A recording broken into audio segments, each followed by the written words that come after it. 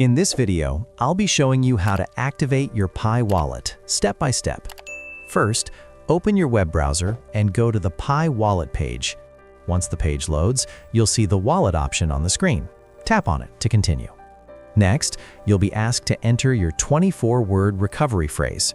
This phrase is required to unlock your wallet, so make sure you enter it correctly and keep it private.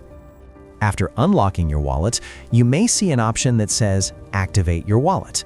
If you've already completed the migration and transfer process, this option may not appear.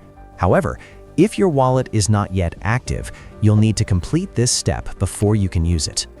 Tap Activate Wallet.